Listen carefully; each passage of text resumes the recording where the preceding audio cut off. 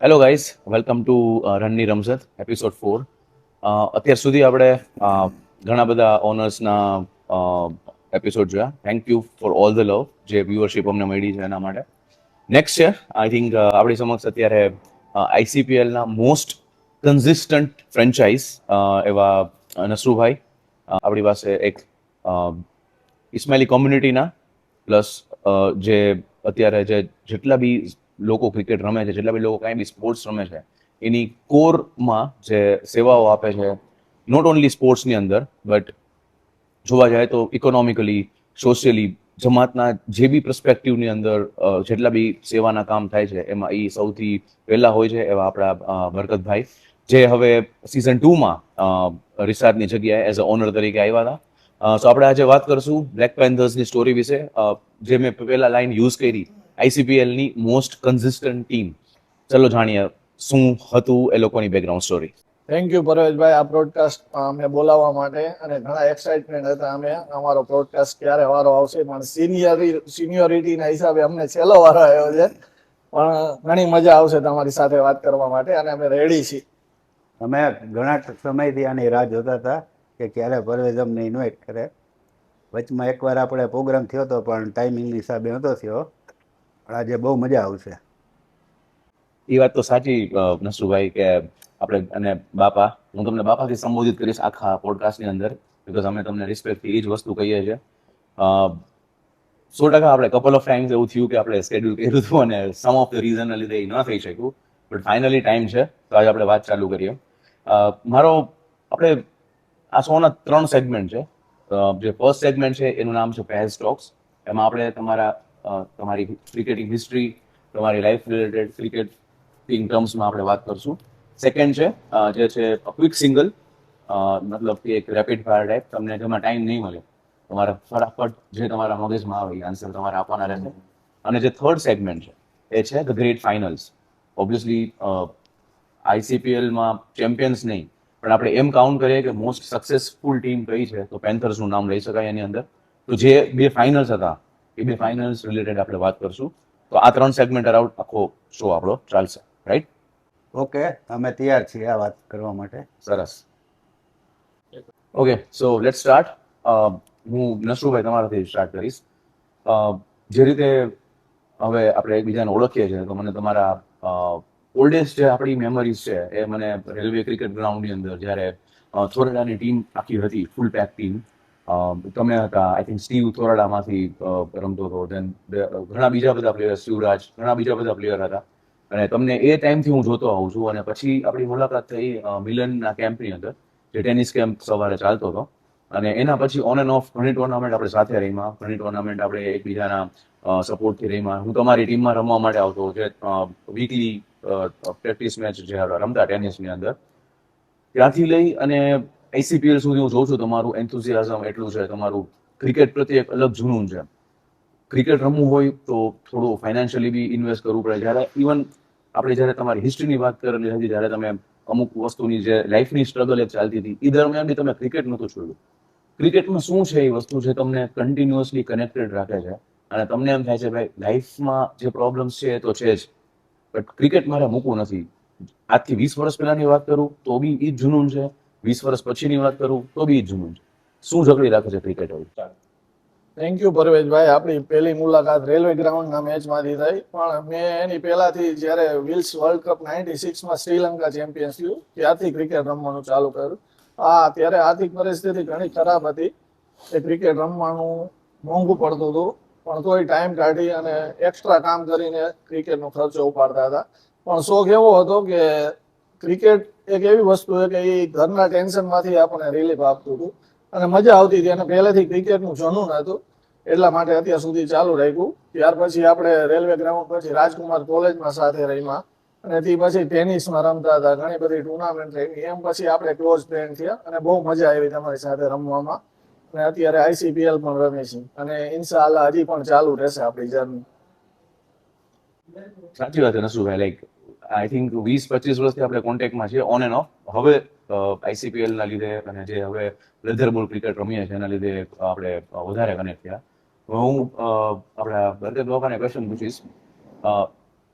આપણી જે મુલાકાત છે એ ઓબ્વિયસલી મિલનના કેમ્પ જે સ્ટાર્ટ થયો હતો ટેનિસમાં એમાં થઈ હતી, અને એની પહેલા મારે ક્યારેય એવું ઇન્ટરેક્શન નહોતું તમારી સાથે. બટ મને ઈ મિલનના કેમ્પથી એક વસ્તુ ખબર હતી કે ભાઈ આ કોઈ વ્યક્તિ છે. મને નહોતી ખબર, આઈ થિંક રફીકે કે કોઈ મને એક્સપ્લેન કર્યું હતું કે ભાઈ બાપા છે એ બધી રીતે સેવામાં, મતલબ મેયર કમિટીમાં, બીજી આર્થિક કોઈ બી સેવામાં, આનંદનગર જમાતખાનામાં, આકાશદીપ, ઓકે, આકાશદીપ જમાતખાનામાંથી આગળ પડતા છે. તો ત્યારે તમારી એક ઓળખાણ હતી. તો તમારી તો મને કાંઈ જર્ની જ ખ્યાલ નથી, સાહેબ. મને એ જાણવું છે, અને આપણા બધા વ્યુઅર્સને બી, કે ક્રિકેટ શું કામ? આટલા ટાઈમથી તમે ઘણા સ્પોર્ટ્સ રમ્યા હશો, બટ હજી મન ક્રિકેટમાં કેમ અટવાયેલું? એમાં એવું છે પરવેઝ કે લગભગ 15 વર્ષ સુધી છે ને મેં ક્રિકેટ છોડી દીધેલું. બધી જવાબદારીઓને આ સેવામાં ટૂંકમાં વયો ગયો હતો. આખો દિવસ ધંધો કરવાનો, સેવા કરવાની ને એમાં જ ટાઈમ વયો જતો હતો. પછી થોડોક મને પ્રોબ્લેમ થઈ ગયો હતો બોડીમાં, દુખાવા અમુક થઈ ગયા હતા. પછી સવારે રેસકોર્સ ગયો હું એકવાર, તો મિલનને બધા રમતા હતા. તો મેં કીધું મને રમાડશો? તો કે હા ચાલો એ કે. તો તે દિવસનું મેં ચાલુ કર્યું, અને ફિટનેસ તે દિવસથી મને બહુ સારી રહે છે. એ દુખાવા હતા એ બધા દૂર થઈ ગયા છે.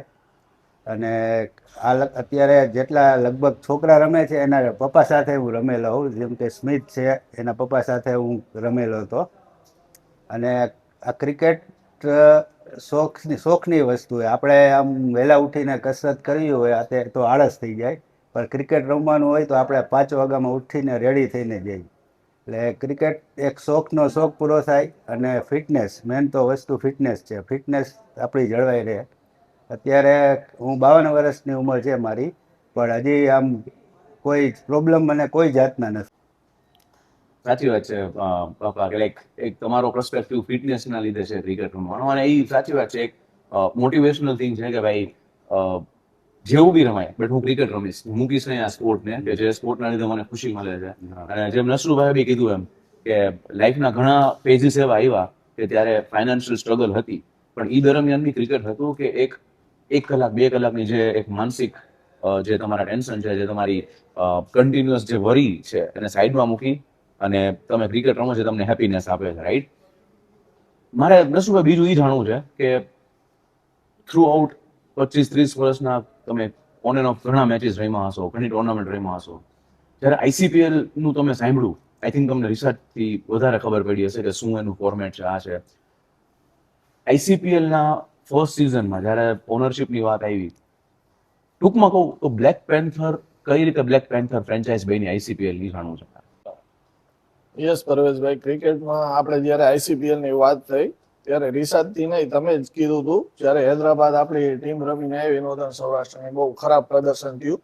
તો તમારી સોચ એવી હતી કે હવે નેક્સ્ટ ટાઈમ જ્યારે આપણી જુબલી ગેમ્સ થાય તો આપણી એનએસની ટીમ એક એવી ટીમ થઈને ઉતરે કે કમસે કમ એવી ફાઇટ કરે કે ના એવું લાગે કે ત્યાં છોકરાઓ એવા રમવા માટે રેડી છે. અને તમે ત્યારે આ પ્લાન મૂક્યો કે આપણે આઈસીપીએલ ચાલુ કરી, અને એક્સાઇટમેન્ટ હતી કેવી થશે.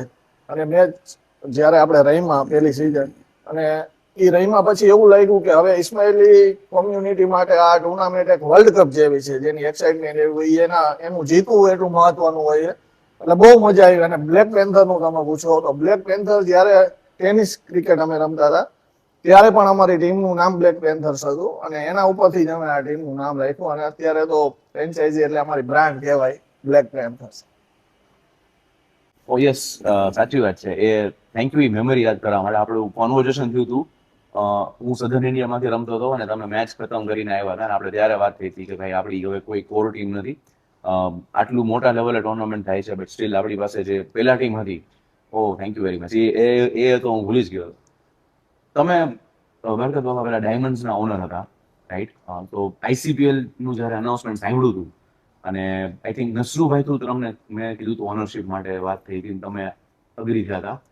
તો શું હતું અગ્રીમેન્ટ કે ભાઈ લાઈ જસ્ટ કંઈક થાય છે? અને કેમ કે પહેલી વખત એવું થતું હતું, આઈડિયલી આપણે જે ટુર્નામેન્ટ થતી હોય બહુ નાના લેવલે થતી હોય, તો જે એઝ એન ઓનર જે ફીઝ હતી કે જે બી અમાઉન્ટ હતું એ કાંઈ બી રિટર્ન વગર ભરવાનું હતું, as a donation, as a સેવા તરીકે, રાઈટ? તો ત્યારે શું વિચાર આવ્યો હતો, અને કયું મોટિવેશન ફેક્ટર હતું કે ભાઈ ના ઓનર બનવું છે અને ડાયમંડની ટીમ મારે ઉતારવી છે. તો એની પાછળનો માઇન્ડસેટ તમારો શું હતો? હા પરવેજ, એમાં એવું છે, ત્યારે કોલ આવ્યો અહીંથી નસરુભાઈનો કોલ મને આવેલો કે આવી રીતના એક આયોજન છે અને તમારે ઓનર બનવાનું છે. એમાં તરત હા પાડી દેવાનું કારણ એક એવું હતું કે 2014-15માં છે ને હું યુથ બોર્ડ ચેરમેન હતો. બરાબર. ત્યારે આપણે જુબેલી ગેમ્સ હૈદરાબાદ જવાની હતી. હા. ત્યારે મેં ઘણી મહેનત કરી અને આપણી ટીમને પ્રેક્ટિસ કરાવેલી. લગભગ બધા સ્પોર્ટ્સ ત્યારે મેં રમાવેલા, જે પહેલાં કોઈ ચેરમેને આટલું કામ નહોતું કર્યું. એટલું કામ મેં 6 મહિનામાં કર્યું. લગભગ બધા સ્પોર્ટ્સ રમાડી દીધા, બધી સારી સારી જગ્યાએ, સારા સારા સ્ટેડિયમમાં. અને ત્યારે એટલી ક્રિકેટનું એટલું કર્યું ને, આખી ટીમ એક ટીમ 11 જણા સિલેક્ટ, ખાલી 11 જણા, 15 જણાને 11 જણા સિલેક્ટ કરવામાં છે ને બહુ તકલીફ થઈ. કારણ કે ત્યારે કોઈ ટેલેન્ટેડ વ્યક્તિ હતા નહીં. જે હતા એ લોકોને કોઈ બહાર નહોતું લાવી શક્યું, જે કે તું કરી રહ્યો છે, કે જે બધાને ટેલેન્ટેડ વ્યક્તિ હોય અને આપણે પ્રેક્ટિસ કરાવીને મોટિવેશન કરીને. ત્યારે એવું કાંઈ નહોતું. ત્યારે રાજકોટ, જામનગર, સુરેન્દ્રનગર ત્રણેય જણા ભેગા થઈને 15 જણા માંડ થયા હતા. અને એ લોકો એટલી ખરાબ રીતે હારીને આવ્યા ને, તેદુનો એને મને આમ કંઈક કરવાનું આમ હતું ઈચ્છા કે કંઈક કરી આપણી કમ્યુનિટી માટે કંઈક આપણી કરવું છે. કમ્યુનિટી માટે. પણ એ ત્યારે પછી વાત શક્ય થઈ નહીં. એમાં મેં મારી રીતે ઘણી મહેનત કરી, પણ એ પ્લાન એક્ઝિક્યુટ ન થયો. હા. પછી આ કોલ આવ્યો એટલે તરત મેં કીધું આ એક તક છે અને ઝડપી લેવાય, કે જે હું રાહ જોતો હતો આટલા વર્ષથી, એ આ મોકો હવે મળ્યો છે. સાચી વાત. આજે ઈ વસ્તુ સમજી શકું તમે કેવું ફીલ કરતા હશો કે જ્યારે આપણે કમ્યુનિટી માટે જે સ્પોર્ટ આપણને ગમે છે એના માટે કંઈક કરવું છે, બટ ઈ જે ઇન્ટેન્સિટીથી, જે પ્યોરિટીથી એક્ઝિક્યુટ થવું જોઈએ, એક્ઝિક્યુટ નથી થતું. તો એ વસ્તુનું પેઇન હું સમજી શકું. અને થેન્ક યુ વેરી મચ કે તમારા જેવા લોકો હતા. ત્યારે ઘણા સ્પોર્ટ્સ મને જે પાછળ, જ્યારે હું ત્યારે બેંગ્લોર હતો, તો એ ટાઈમ પછી જ્યારે મને જે ન્યૂઝ મળ્યા કે ભાઈ આવી રીતના સ્પોર્ટ્સ થાય છે, તો તમારા જેવા લોકોની મહેનતથી આજે એક, ભલે નહીં ક્રિકેટમાં, બટ ઘણા બીજા બધા સ્પોર્ટ્સ છે તમે વાત કરો છો, એક ટીમ બિલ્ડ થઈ, એક બિલીફ થયું કે ભાઈ જુબલી ગેમ્સની અંદર 15 સ્પોર્ટ રમાય છે, તો 15માંથી એટલીસ્ટ 5 સ્પોર્ટ્સના આપણી પાસે પ્લેયર છે, તો આપણે એને આગળ મોકલી શકીએ એમ છે, રાઈટ? હવે આપણે મૂવ થાય આઈસીપીએલ ઓપ્શન વિશે. નસુભાઈ, આ ક્વેશ્ચન બે માટે છે. મારે એ જાણવું છે, લાઈક તમે ઓપ્શનમાં જ્યારે પ્રિપેર કરતા હતા કે આઈસીપીએલમાં 60 પ્લેયર, 70 પ્લેયર, વોટ એવર પ્લેયરનું રજિસ્ટ્રેશન આવ્યું, તમારી પાસે શીટ આવી, એ પહેલા ઓપ્શન વિશે તમને શું લાગતું હતું, શું હશે જે એકચ્યુઅલી એક્ઝિક્યુટ થયું કે ભાઈ અચ્છા ઓપ્શન તમને હવે ખબર છે, બીકોઝ તમે હવે 2 સિઝન રમી ચૂક્યા છો, પણ જ્યારે તમે કમ્પ્લીટ કોરી પાર્ટી હતા ત્યારે તમને ઓપ્શન વિશે શું લાગતું હતું ઓપ્શનમાં જતા પહેલા?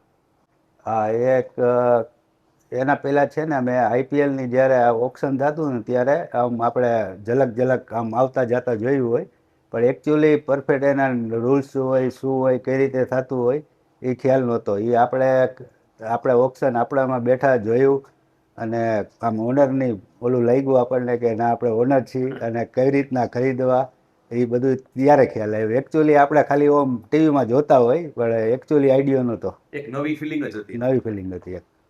ઓપ્શન વખતે પેલા તો એવું હતું કે ઓપ્શનમાં શું કરવાનું, ટીમ બનાવવાની ખબર હતી, પણ ટીમ બનાવવાની કેવી રીતે ઓપ્શન હશે એ ખબર નહોતી. પણ જ્યારે ઓપ્શનમાં બેઠા, હવે તો 2 સિઝનમાં બેસી લીધું, અને બીજી સિઝનમાં તો ઇવન મારા મોટા ભાઈ એક્સપાયર થઈ ગયા, હું હાજર નહોતો, બાબા હતા અને હું લાસ્ટમાં આવ્યો હતો. પણ ઓપ્શનનું ફિલિંગ એવું આવ્યું કે આપણે જ્યારે આ આઈપીએલનું ઓપ્શન જે રીતના થાય છે એવું જ હતું. મજા આવી બહુ, અને એક્સપિરિયન્સ સારો થયો 2 વખત જ્યારે ઓપ્શનમાં બેઠા. આમ ઓનર જેવી ફિલિંગ આવે, મજા આવે. સીધી વાત છે, લાઈક ઓપ્શનની ફિલિંગ મને બધા ઓનર્સને હતું કે કઈ આઈડિયા જ નહોતો શું ટાઈપ, કયા ટાઈપનું શું છે. હા, ઓપ્શન આઈપીએલનું જે જોયું હોય એ ખ્યાલ હતો, બટ એનું પાર્ટ બનવું એક ડિફરન્ટ ફિલિંગ હતી. જ્યારે તમે ઓનર હો અને ટીમ બિલ્ડિંગની વાત થતી હોય, સપોઝ કે તમે બી ઓનર છો, જ્યારે ટીમ ઓપ્શન પહેલા એક ડિસ્કશન હાલતું હોય, અચ્છા તમારી આ પ્લેયર ઉપર નજર છે, આ પ્લેયર ઉપર નજર છે, શું જોતા હોય પ્લેયરની અંદર? મતલબ મને ખ્યાલ છે ત્યાં સુધી તમારા બેવનો ક્રિકેટિંગ અનુભવ બહુ મોટો છે. ક્રિકેટ રમવા માટે પહેલી વાત કે પ્લેયરમાં શું હોવું જોઈએ. સેકન્ડ કે તમે જ્યારે કોઈ પણ પ્લેયરને લેવા માટે, એના માટે બીડ કરવા માટે ચૂઝ કરો છો એ પ્લેયરને, તો તમે એમાં કઈ સ્કિલ જોતા હોય?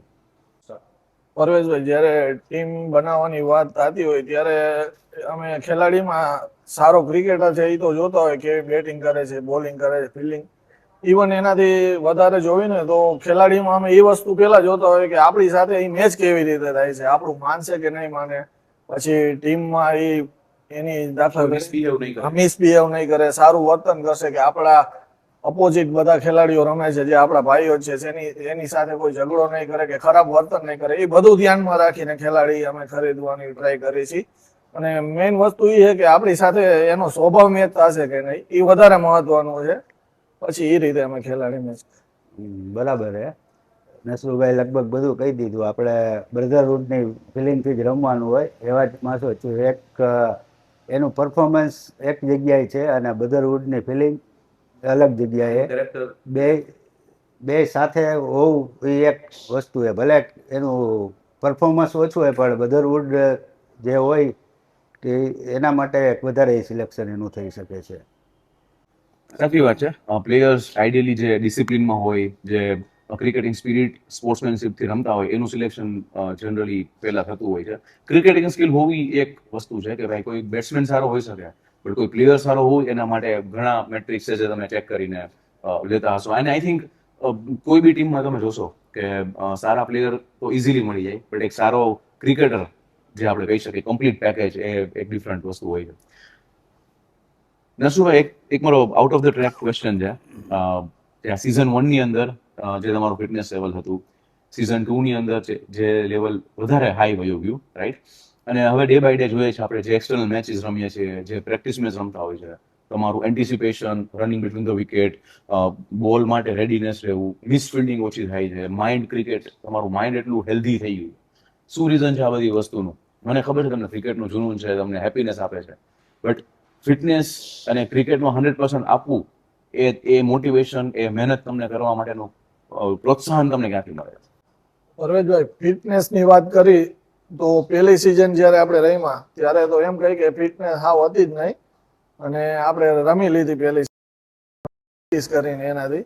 પણ પહેલી સિઝન રમ્યા પછી એવું લાગ્યું કે હવે જો આગળ ક્રિકેટ રમવું હોય તો વધારે થોડી ફિટનેસની જરૂર પડશે, કારણ કે આપણે છોકરાઓ સાથે રમતા હોય તો કમસે કમ મારું એવું માનવું છે કે આપણે ક્રિકેટ રમીને તો આપણું કોન્ટ્રીબ્યુટ ક્યાંક ને ક્યાંક તો થવું જ જોઈએ. ટીમમાં રમવું હોય તો ખાલી રમવા માટે રમી એનો કઈ મતલબ નહીં. એટલા માટે પહેલી સિઝન થી બીજી સિઝન વચ્ચે ફિટનેસ ઉપર મહેનત કરી અને બીજી સિઝન પછી તો ઘણી વધારે મહેનત કરી અને હજી ચાલુ જ છે. અને ઇન્શાઅલ્લાહ હજી આપણે ત્રીજી સિઝનમાં દેખાશે આનાથી પણ વધારે સારી. વેટ લોસ કર્યો ને ઘણો બધો. આ ક્રિકેટ રમવા માટે લગભગ 12 કિલો વેટ લોસ કર્યો અને હજી એવી ગણતરી છે કે 5 કિલો હજી લોસ થાય તો મજા આવે રમવાની. બરાબર. હું ડેફિનેટલી અગ્રી કરીશ એ વાત સાથે. આજે તમે કોઈ પણ સ્પોર્ટ રમો છો, અગર તમારું તમે જે મનમાં સોચો છો કે હું આમ કોન્ટ્રીબ્યુટ કરીશ, તો તમે ફિલ્ડ ઉપર બીકોઝ ઓફ તમારી ફિઝિકલ ફિટનેસ ઓર બીજા કોઈ પણ રીઝન તમે નથી કરી શકતા, તો એ બેટર છે કે એ વસ્તુ આપણે ન કરવી જોઈએ. બટ જે રીતે તમે તમારું ફિઝિક ડ્રાઈવ કર્યું, તમે વેઇટ લોસ કર્યો, that is really commendable. Second thing, તમને શું લાગે છે લાઈક એજ સાથે ક્રિકેટ રમવા માટે કોઈ એજ છે ખરા? હા, એ એક બરાબર છે કે રમવાની કોઈ ઉંમર નથી હોતી. આ ગેમ છે માઇન્ડ અને આપણા શરીર જ્યાં સુધી સપોર્ટ કરતો હોય ફિટનેસ આપવું ત્યાં સુધી બધાએ રમવું જોઈએ. આપણા મૌલાના હાજરી મામે પણ ફરમાયું છે કે તમે જીવો ત્યાં સુધી કંઈક ને કંઈક શીખતા રહો અને રમતા રહો. સ્પોર્ટ્સ, ખાસ કરીને સ્પોર્ટ્સ એક્ટિવિટીમાં ભાગ લ્યો, ભલે તમારી ઉંમર ગમે પણ હોય. એટલે રમવાની કોઈ ઉંમર નથી હોતી. ઇવન એક વાત કરું, આપણે 2 મહિના પહેલાં મારું બહુ ખરાબ એક્સિડન્ટ થયેલું.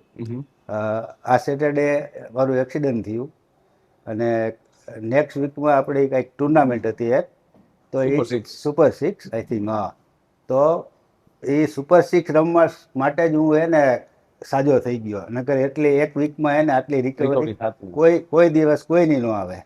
જો હું ત્યારે સુપર 6 રમવાનું ઓલું ન હોત ને મને, તો કદાચ 1 મહિનો સુધી મારે રેસ્ટ કરવો પડે. પણ આ એક ક્રિકેટનું જુનૂન છે જે મેન્ટલી અને આપણને બોડીને અંદરથી રિપેર કરે છે. જાણીને ખૂબ ખુશી થઈ બાબા કે ક્રિકેટ કોઈ માટે આટલું ડ્રાઇવિંગ ફેક્ટર હોઈ શકે કે ભાઈ ઇન્જરીમાં પડેલો માણસ ખાલી ને ખાલી ક્રિકેટ રમવા માટે આટલો જલ્દી રિકવર થઈ જાય છે, રાઈટ?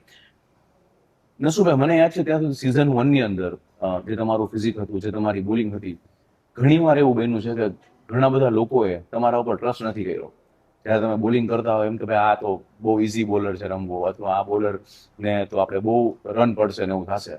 પણ એવા ઘણા કેસીસમાં તમે એ પ્રૂવ કરેલું છે કે ભાઈ મારી સ્કિલ છે, હું સારી બોલિંગ નાખું છું, અને તમે સારી બોલિંગ નાખેલી છે. પછી ટેનિસની અંદર ફર્સ્ટ કે સેકન્ડ ઓવર હોય ન્યૂ બોલની અંદર જ્યારે પ્રોપર ઓપનિંગ બેટ્સમેન ઉતરેલા હોય, અને ICPL સિઝન 1 ની વાત કરું તો તમે બેસ્ટ બોલર હતા ટુર્નામેન્ટના, તમે સૌથી હાઈએસ્ટ વિકેટ લીધેલી હતી. કેવું ફીલ થાય, અને એ અચીવમેન્ટ તમારા માટે શું મેટર કરે છે? જે તમે ઓબ્વિયસલી એક હું એઝ અ થર્ડ પર્સન તરીકે જોઉં તો એ એક પ્રોપર આન્સર હતો તમારા, જે બી લોકો તમારા ઉપર બિલીફ નથી કરતા. મારે એ જાણવું છે કે ઈ પ્રોસેસ દરમિયાન તમને જ્યારે અચીવ કર્યું ત્યારે તમને શું ફીલ થતું? સાચી વાત છે પરવેશભાઈ, જે તમે કીધું એ બોલિંગમાં ઘણા બધા લોકોને એમ થતું હશે કે હવે આ એજ આ બોડી ફિટનેસ થી બોલિંગ સારી ન થઈ શકે, પણ જ્યારે પહેલી સિઝન રહીમાં ત્યારે સારી જ થઈ બોલિંગ, અને વચ્ચે થોડી ખરાબ પણ થઈ. પણ જેમ જેમ આપણે મેચ રહીમાં, દાખલા તરીકે ટેસ્ટ મેચ રહીમાં જ્યારે અઝર સેટ બેટ્સમેન હતો અને એની વિકેટ લીધી, એ પણ એક જવાબ હતો. જે લોકો એવું વિચારતા હોય કે આની સારી બોલિંગ ન થાય, અને મારું માઇન્ડસેટ પણ બોલિંગ નાખું ત્યારે એવું હોય કે સારા બેટ્સમેન સામે બોલિંગ નાખી અને એ લોકોને વિકેટ લઈ, તો એક જે લોકો એવું વિચારતા હોય, અંડર એસ્ટિમેટ કરતા હોય કે ભાઈ સ્લો બોલર છે, આની ઓવરમાં રન મારી લે, પણ એવું ન થાય. એની વિકેટ લઈ ત્યારે જે ખુશી મળે ને, એ જે લોકો અંડર એસ્ટિમેટ કરતા હોય એના માટે મારો જવાબ છે. અને જ્યારે મિલનભાઈની ટીમ સામે અમારો મેચ હતો પ્રેક્ટિસને, ત્યારે જે એક મેચમાં 6 વિકેટ લીધી હતી, એ સૌથી મોટો જવાબ હતો. જે લોકો એવું વિચારતા હોય કે ભાઈ આની બોલિંગમાં આપણે આસાનીથી રન મારી જ લઈ. હા, બરાબર છે. સામેની ટીમ વાળા ઘણી વાર અંડર એસ્ટિમેટમાં રાખી દેતા હોઈએ કે થોડાક રન બાકી હોય, 20 રન કરવાના, તો કે વાંધો નથી, હજી નસરુભાઈની ઓવર બાકી છે, એમાં મારી શકશું. અને છેલ્લે કે વચમાં જ્યારે પણ નસરુભાઈની બોલિંગ આવે, એ લોકો નસરુભાઈની બોલિંગની રાહ જોતા હોય કે આમાં મારી લઈ છક્કા ચોક્કાને મેચ પૂરો કરી નાખી, એટલો ઈરાદો હોય. પણ નસરુભાઈ આવે છે એની માયાજાળમાં બેટ્સમેનને ફસાવીને વિકેટ લઈને ક્યારે વહી જાય, ત્યારે ખરેખર જે આ લોકો બોલતા હોય એના ચહેરા જોવા જેવા હોય છે. બહુ સાચી વાત કીધી બાપા લાસ્ટમાં તમે, કે ઘણી વાર એવું થયું છે કે ઇવન સેટ બેટ્સમેન હોય, ન્યૂ બોલમાં જ્યારે નસરુભાઈ બોલિંગમાં આવતા હોય છે તો ઘણી વાર એને સારા સારા બેટ્સમેનને બી આઉટ કરેલા છે.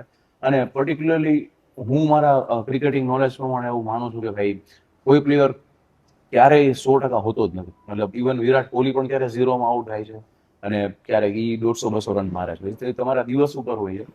તમે મેઇનલી તમારી સ્કિલ ઉપર વર્ક કરો છો. તમે કીધું કે ભાઈ હું ધીરે ધીરે મારી સ્કિલ ઉપર, મારી ફિટનેસ ઉપર વર્ક કરી મારી બોલિંગ સુધારવા માટે, અને એ જ લોકોએ કરવું જોઈએ. અને આઈ થિંક અગર જો રહી વાત સ્ટેટ્સની, તો ઘણી વિકેટ્સ, ઘણા સ્પેલ તમારા એવા છે કે જે આજકાલ મતલબ અત્યાર સુધી કોઈ બીજા બોલર્સના બી એવા નથી આપણા ઓલાની અંદર. સો આઈ રિયલી એપ્રિશિએટ. અને અહીં આપણે આપણો આ સેગમેન્ટ નસુભાઈ અને બાબા આપણે પૂરો કરીએ છીએ. હવે આવશે રેપિડ ફાયર. તમારે આમાં પેન્થર્સના ઓપનિંગ બેટ્સમેન રેનિશ રૈયાણી જેવી બેટિંગ નથી કરવાની, તમે કરી લીધી. હવે તમારે રિસાર્ચ જેવી બેટિંગ કરવાની છે આની અંદર. તો લેટ્સ વેઇટ ફોર ધેટ, અને તમારું પરફોર્મન્સ જોવું છે મારે કેવું. ઓકે પરવેશભાઈ, અમે રેનિશ જેવું નહીં પણ રિસર્ચ કરતા પણ ફાસ્ટ ક્વેશ્ચનના આન્સર આપવા માટે રેડી છીએ. બસ તમે ચાલુ કરો. ઓકે, આઈ એમ રેડી. તો થેન્ક યુ બેવ જણાને. હવે આપણે રેનિશ રૈયાણી જેવી ઇનિંગ બિલ્ડ તમે કરી લીધી. હવે નાવ ટાઈમ છે લાસ્ટ 6 ઓવર્સ તમે કેમ રમો છો, ડેથ ઓવર્સ. ઓબ્વિયસલી ડેથ ઓવર્સમાં તમારું પરફોર્મન્સ બહુ સારું છે. So now will start with quick single, મતલબ રેપિડ ફાયર. તમને ઝાઝો ટાઈમ નહીં મળે બોલવા માટે. રેડી છો બેવ જણા? યસ. Yes, ready. ઓકે. એક શબ્દમાં બ્લેક પેન્થરને ડિફાઇન કરવી હોય તો એ શબ્દ કયો હશે? Fighter. Fair play. Fair play, very good. Most dangerous batter પેન્થરનો તમને કોણ લાગે છે કરંટ, તમારી જે ટીમ છે એમાંથી? રિસાજ મેઘાણી. રિસાર્ચ મેઘાણી. ઓકે. ICPLનો કોઈ એવો પ્લેયર જે તમને લાગે છે કે હજી સુધી પ્લેયર સારો છે પણ હજી સુધી એનું પરફોર્મન્સ નીકળ્યું નથી? મનસુર મામા. અમન લાલાણી. ઓકે. કઈ ટીમને તમે 2 સિઝન રહીમાં કઈ ટીમને હરાવવાની સૌથી વધારે મજા આવી? બધી ટીમને હરાવવાની વધારે મજા આવી. ખાસ કરીને સ્પાર્ટનને ગઈ સિઝનમાં. ઓકે, ગયા સિઝનમાં સ્પાર્ટન્સને. ઓકે. સોચો કે 1 ઓવર બાકી છે અને 11 રનની જરૂરત છે. છેલ્લી ઓવર કોને પ્રેફર કરશો કરંટ પેન્થરમાંથી? Sharmil. Okay. Sharmil current part નથી ને? Is the Spartan. સિઝન 1માં હતો. એટલે અમારી ટીમ અત્યારે કરંટ તમારી જે ટીમ છે સિઝન 2ની એમાંથી કોને? અઝર ડેફિનેટલી. ઓકે. તમને શું લાગે છે આઈસીપીએલ સિઝન 1 અને 2માં કઈ ટીમે સૌથી વધારે માઇન્ડ ગેમ રમી છે? Gladiators. Tiger. Okay. આઈસીપીએલના total 52 players છે. સિઝન 3ની અંદર કયા 3 ઓલરાઉન્ડર તમારી રડારમાં છે? અમન લાલાણી, શર્મિલ અને એઝર. અઝર. અઝર, અમન લાલાણી અને રેનિશ રોયાણી. ઓકે. નસરુભાઈ એઝ અ બોલર ઓર નસરુભાઈ as a captain? Bowler. Okay. કઈ ટીમના ઓનર વધારે સ્માર્ટ છે? જાવેદભાઈ, ટાઈગર્સ. સ્પાર્ટન રફીક. આઈસીપીએલની અંદર કોણ સાયલેન્ટ કિલર છે કે જે શાંત રહે પણ કામ પરફેક્ટ કરે? મિલનભાઈ. એમાં સેમ આન્સર આવશે, રફીક, સ્પાર્ટન. ઓકે.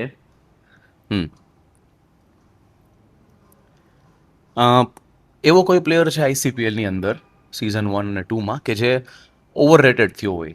એની સ્કિલ એટલી નથી પણ નામ મોટું બોલાણું હોય અને પરફોર્મન્સ બી એટલું ખાસ ન હોય. અમિતભાઈ વિરાણી. એનું પરફોર્મન્સ તો Performance સારું હતું પણ એનું જેવું નામ હતું બીજી મેચમાં એને કાંઈ એવું કર્યું નહીં ને. ઓકે. અચ્છા, એ આપી ગયું. ઓકે. અમન લાલાણી. ઓકે. એનું એટલું નામ છે પણ એ આઈસીપીએલમાં નથી, એનું Performance પરફોર્મન્સ આપી નથી શકતો. બરાબર. કઈ ટીમ સૌથી વધારે સ્લેજ કરે છે? સ્પાર્ટન. ઓકે. કોઈ એવી ટીમ છે જે તમને લાગે છે કે ક્યારે આઈસીપીએલ નહીં જીતે? ગ્લેડિયેટર.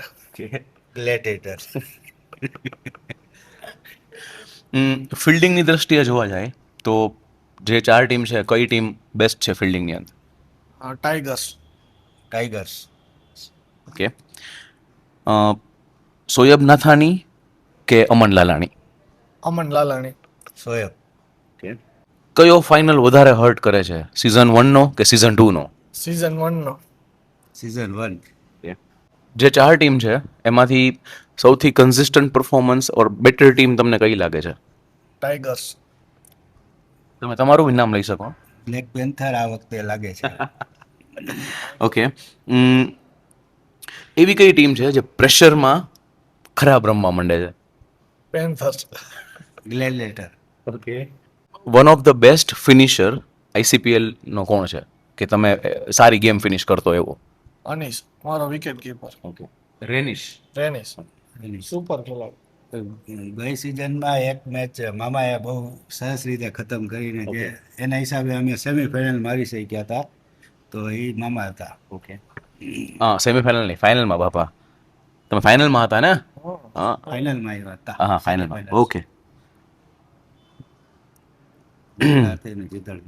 આઈસીપીએલમાં કયો પ્લેયર છે જેને રનિંગ બિટવીન ધ વિકેટ બહુ સ્લો છે?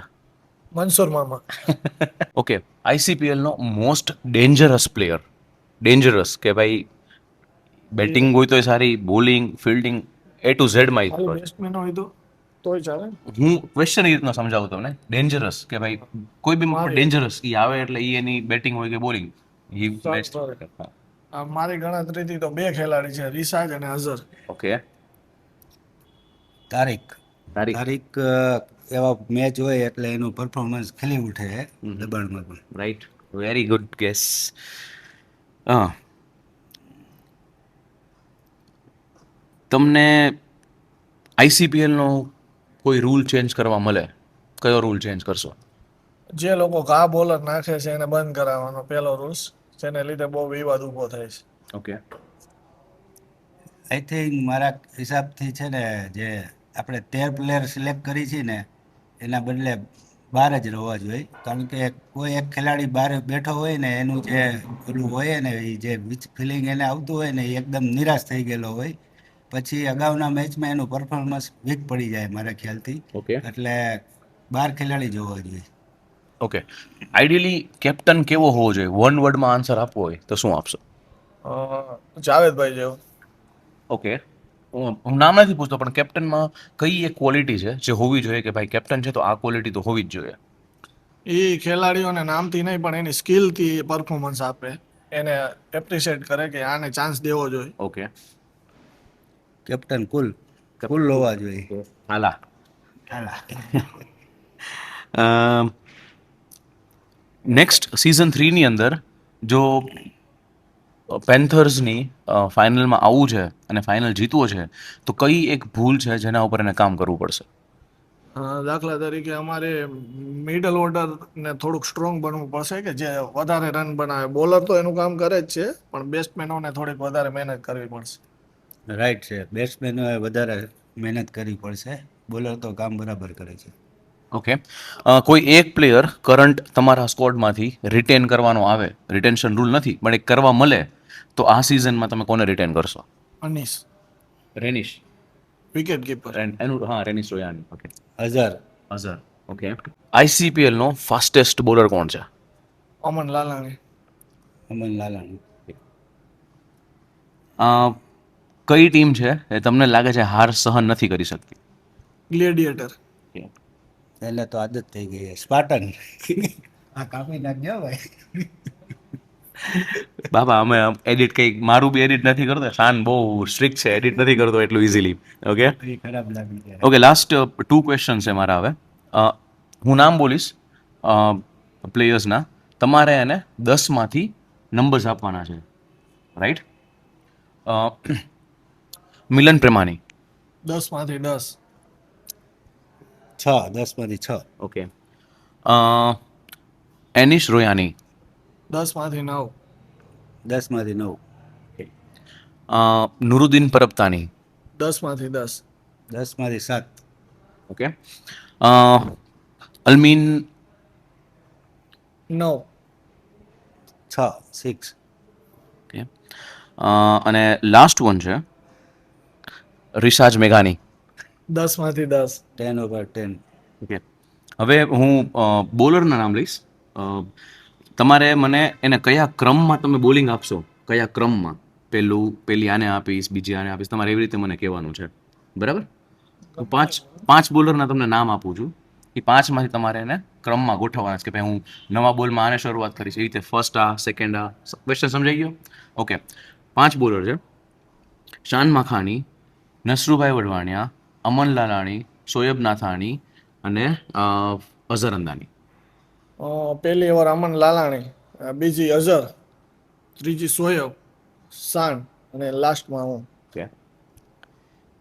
પહેલી અઝર, પછી અમન લાલાણી, પછી શોએબ નાથાણી, પછી નસરુભાઈ, પછી શાન.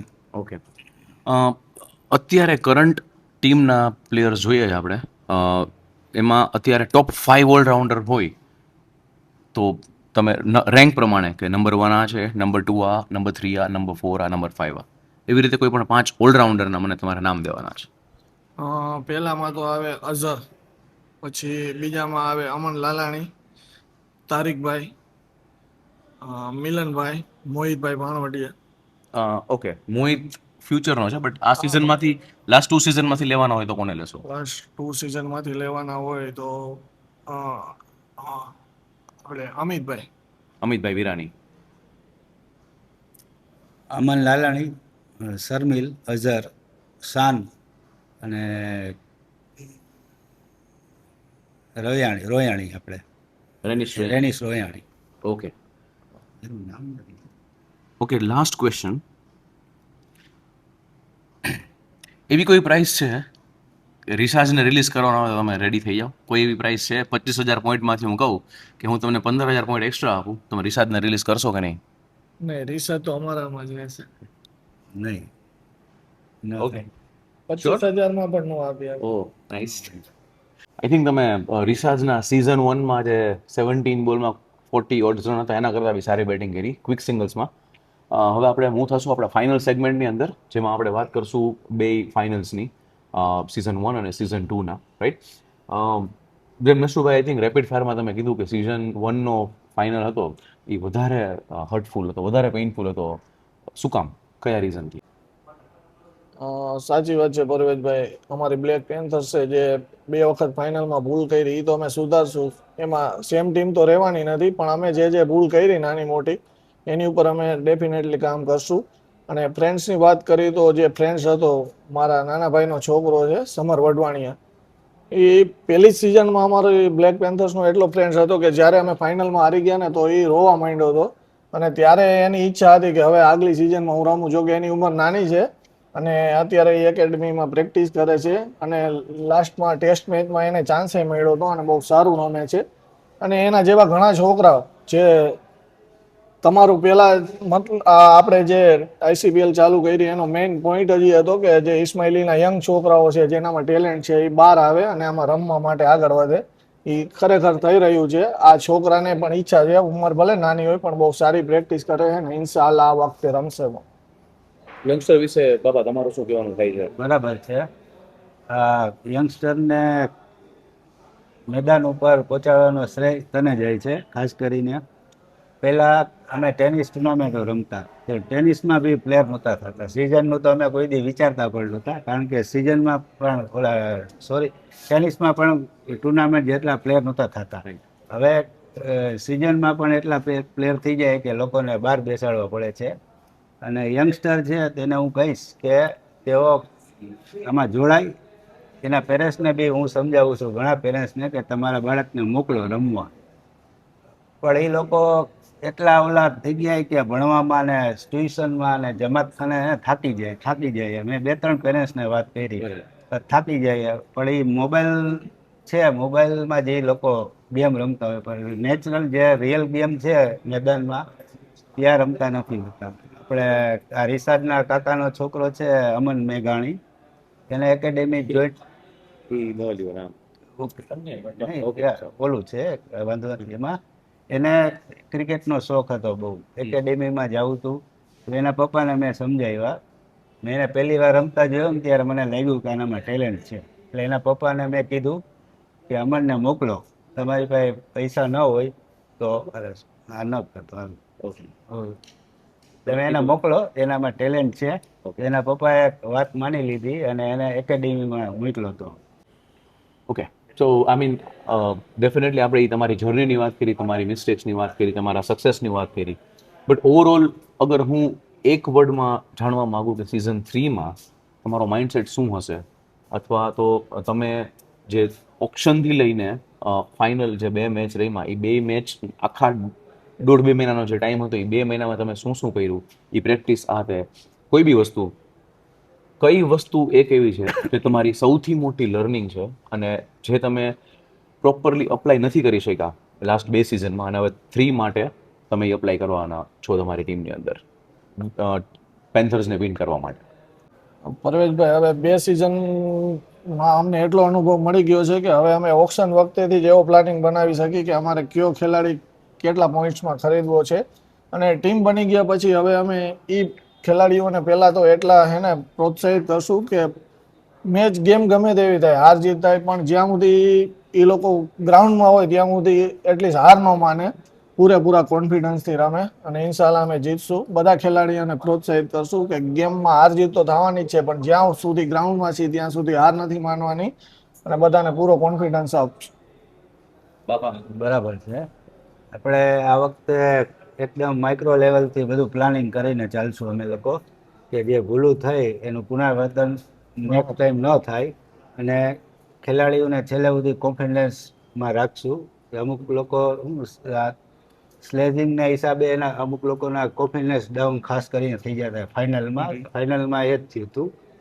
એટલે હવે એ ધ્યાન રાખશું કે એ લોકોનો કોન્ફિડન્સ લેવલ જળવાઈ રહે અને જુસ્સામાં મેન્ટલ લેવલ પર વધારે ફોકસ કરશો. હા મેન્ટલ લેવલ ઉપર એને જુસ્સા ભરી રાખશું અમે. આ વખતે અમે એવી ફાઇટ આપશું કે અમારું જે બ્લેક પેન્થર્સમાં મેં કીધું કે બ્લેક પેન્થર્સ ફાઇટર્સ છે, તો આ વખતે જીતીને અમે સાબિત કરી દેશું કે બ્લેક પેન્થર્સ એકચ્યુઅલી ફાઇટર છે જ. Very good.